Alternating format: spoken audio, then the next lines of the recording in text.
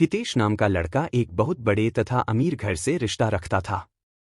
मेरा कहने का मतलब है कि वह लड़का मतलबी रितेश के पिताजी एक बहुत बड़ी नौकरी तथा उसका एक बहुत बड़ा साम्राज्य हुआ करता था, जिस कारण से हितेश अपने बाप के पैसों पर बहुत ज्यादा घमंड किया करता था। वह बहुत सारे दोस्तों को और बहुत सारे गर्लफ्रेंड को एक बार एक साथ रखा करता था।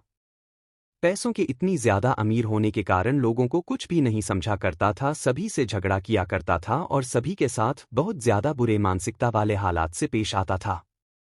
यही कारण है कि हितेश का कोई बेस्ट फ्रेंड नहीं था। वह जितने भी फ्रेंड के साथ रहता था, जितने भी दोस्त के साथ रहता था, वह सिर्फ उसके साथ उसके पैसों पर मौज मस्ती करने के लिए रहता था। लेकिन जब हितेश किसी मुश्किल में फंस जाता था तो कोई भी दोस्त उसकी मदद करने के लिए बिल्कुल भी आगे नहीं आता था। हितेश बहुत ज्यादा अपने फ्रेंड तथा दोस्तों के साथ टूर करने के लिए बाहर बाहर देश है जाया करता था, क्योंकि उनके पिताजी के पास इतनी ज्यादा दौलत थी कि कितना भी हितेश का उस दौलत में से पैसा उड़ा दे उसका कम नहीं होने वाला था।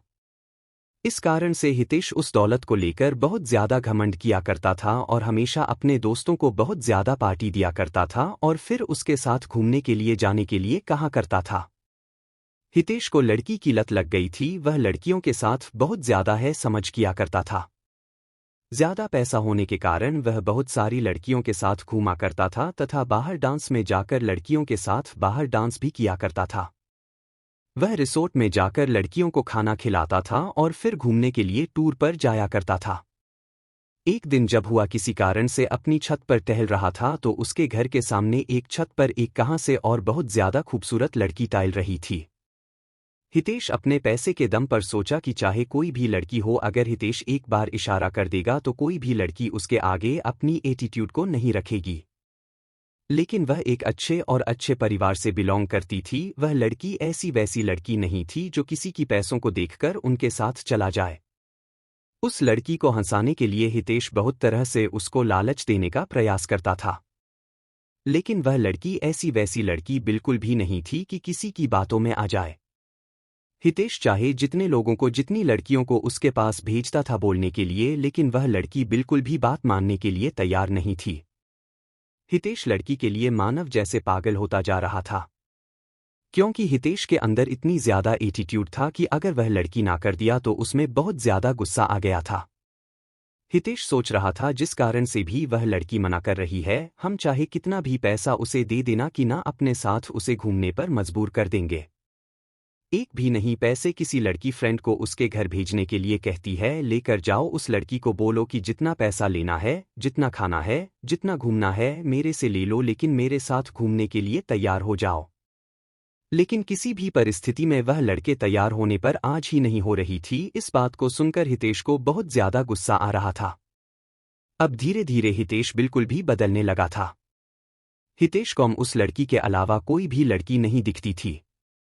जितनी भी लड़की के साथ हितेश घुमा करता था, अब वह उन लड़कियों से बिल्कुल भी दूर हो चुका था। अब वह ज्यादातर वक्त अपना घर में ही गुजारा करता था।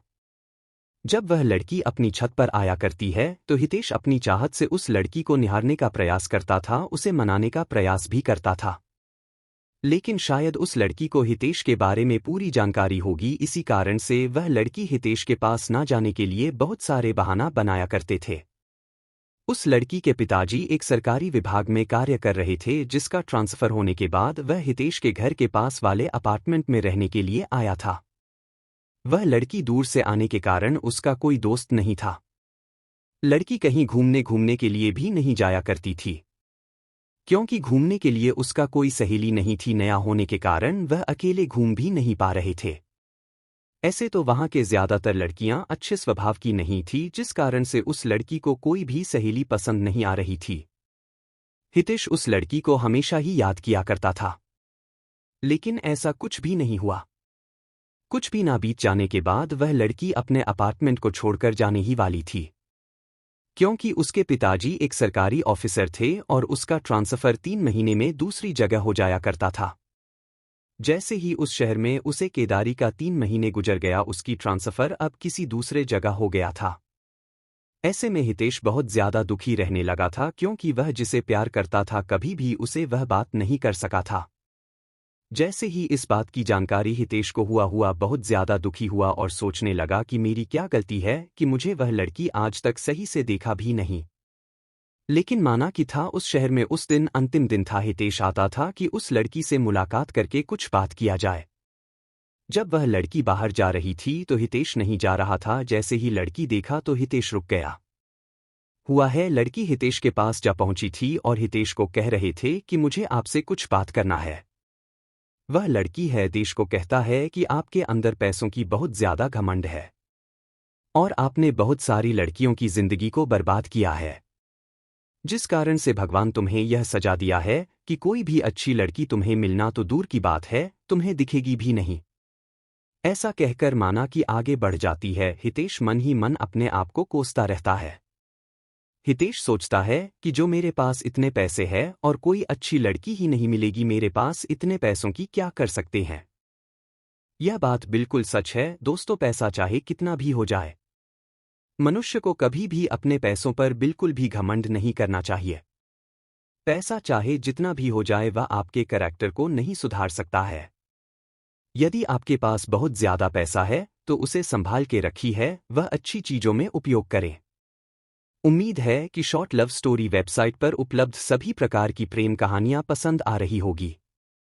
इस वेबसाइट पर हमने अच्छी अच्छी नई नई लव स्टोरी को प्रकाशित किया है। सभी प्रकार की लव स्टोरीज पढ़ने के लिए कृपया इस वेबसाइट के मुख्य पृष्ठ पर अवश्य जाएं।